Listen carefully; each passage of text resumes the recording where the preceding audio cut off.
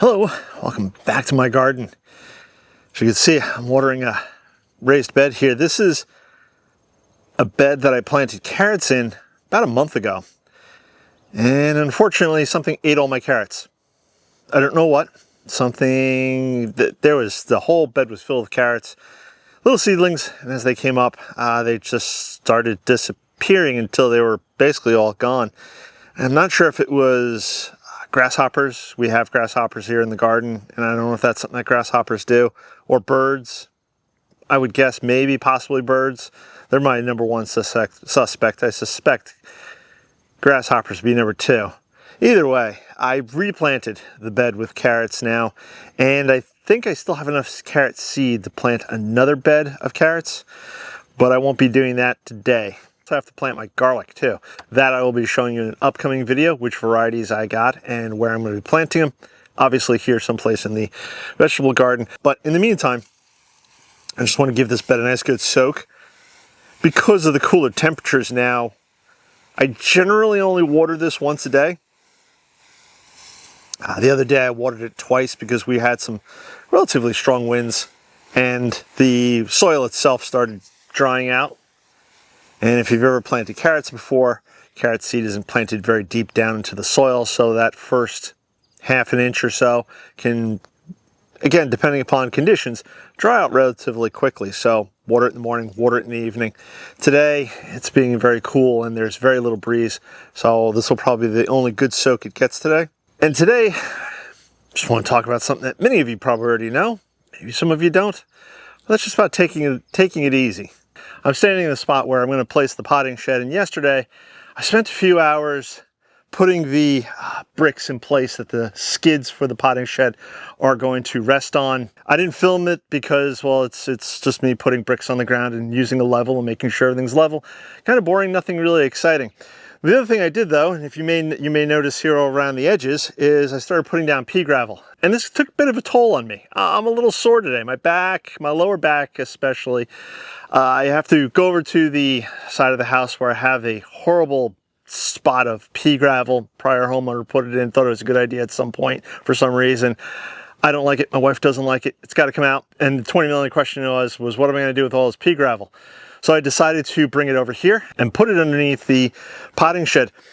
So yesterday, multiple trips back and forth with a bucket, filling it up with pea gravel, walking it over here. Bucket weighs maybe 20 to 30 pounds each time, and then pouring it out, spreading it a little bit. I have plenty over there, and I'm going to put a layer in the middle underneath the potting shed. Never going to see it.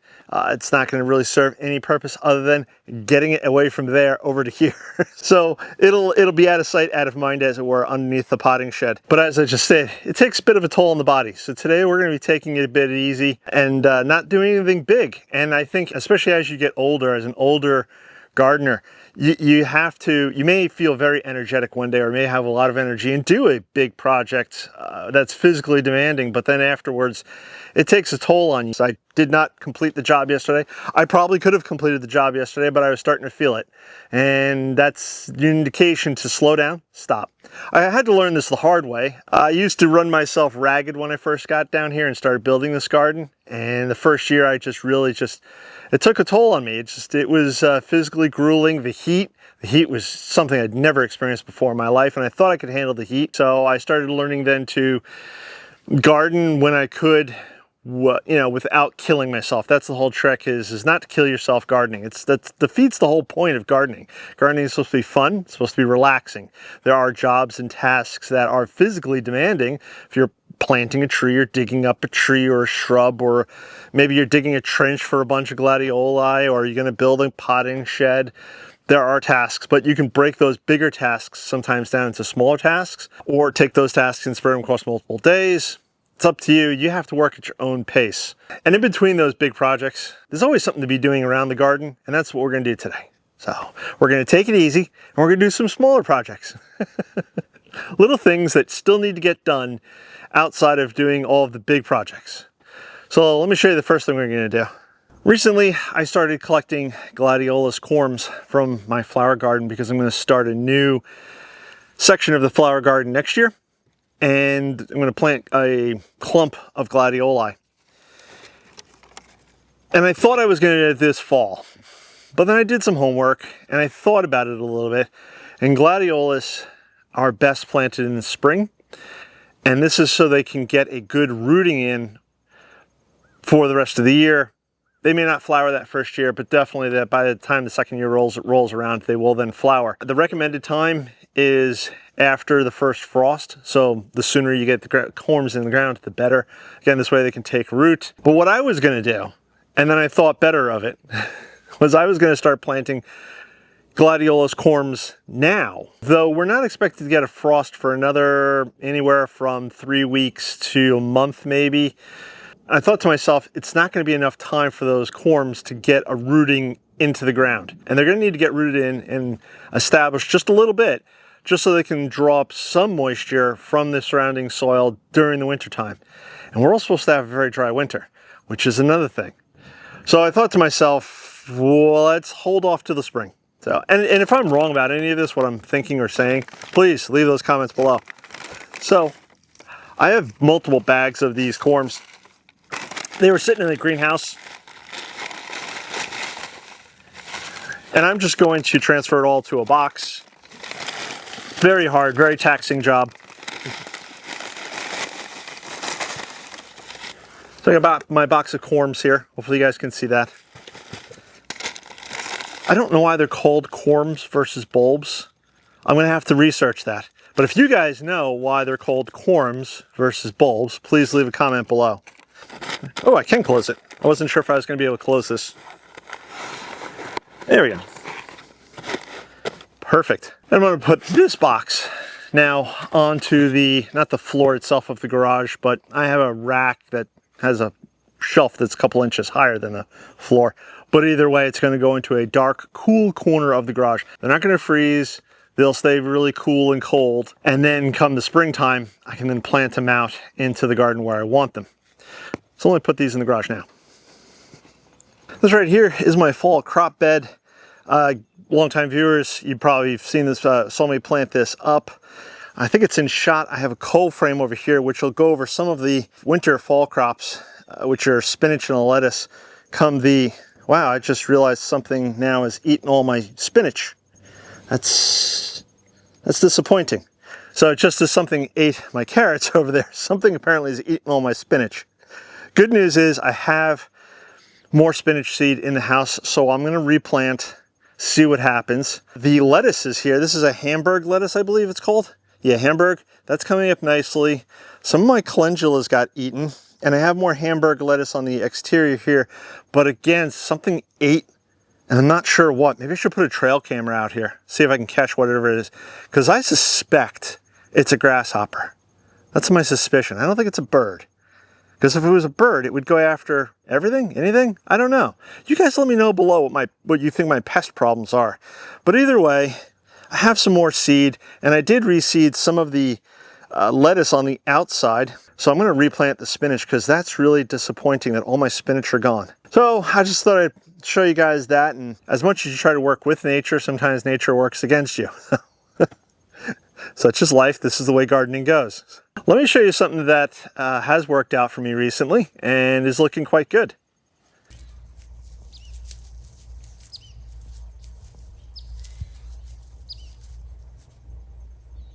This here is the opposite half, or the other side of the entrance to the rose garden.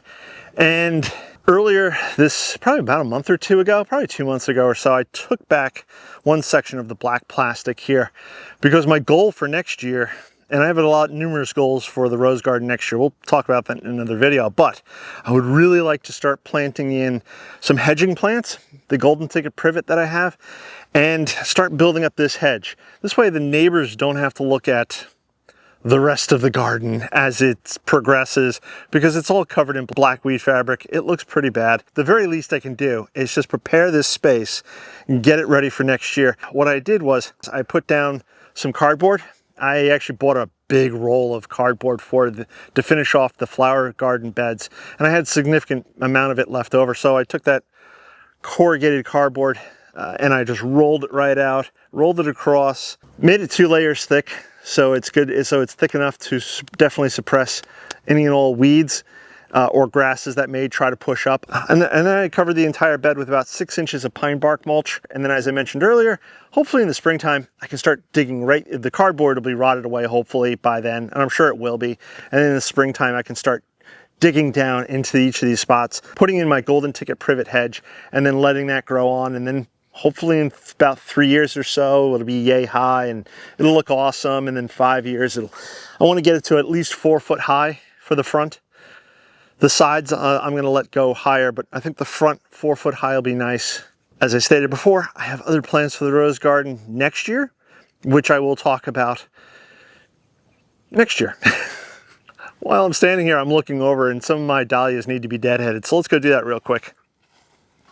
All right, here we are in my sad looking dahlia bed here.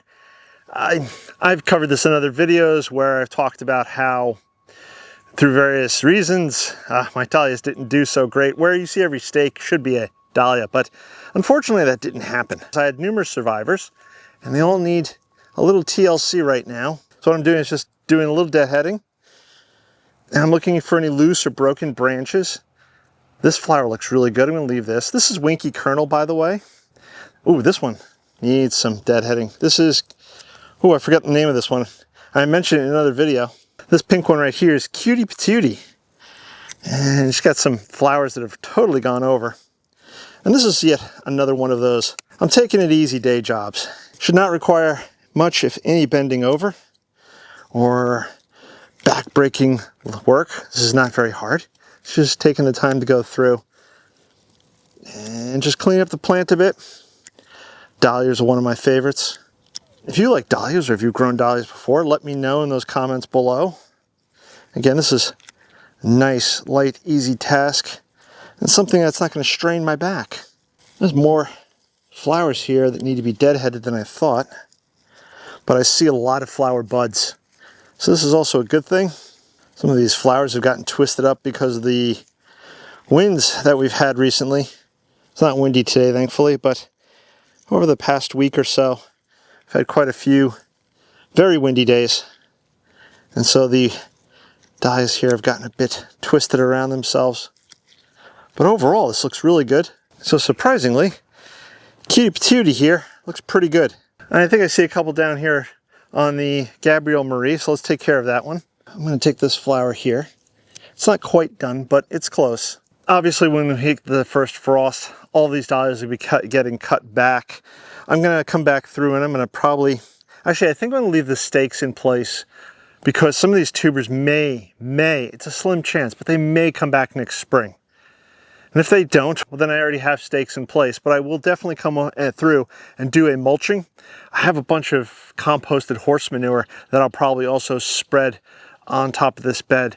So that will give, between the composted horse manure and then some pine bark mulch, that'll give the dahlias good protection for the winter. You may also see that I have some edging right here that needs to be put into place, but this is one of those tasks that requires a little more physical effort than I'm willing to put in today. It's a slightly bigger job, but it will be getting done soon, and with more cooler temperatures coming in, this is a great job to do when it's like 60 degrees out.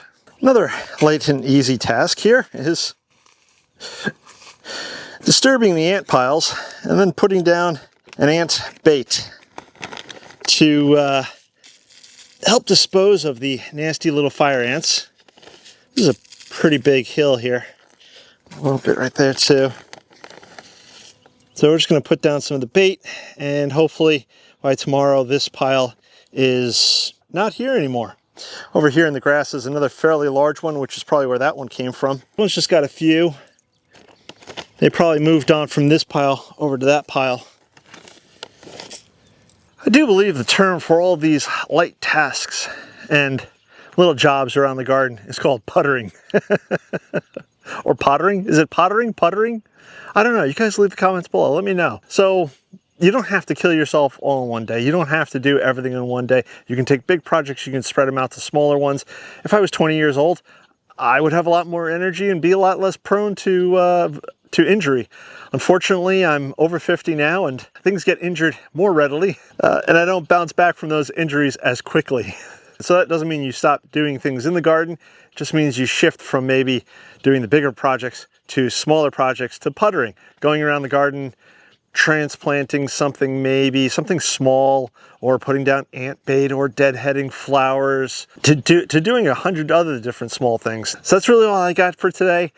Again, I'm still a bit sore and tired. I know this isn't something that's super exciting or dramatic. This is probably something that'll never get pushed by the YouTube algorithm. If anything, this will hurt my channel more than help, but I just wanted to share a little with you guys.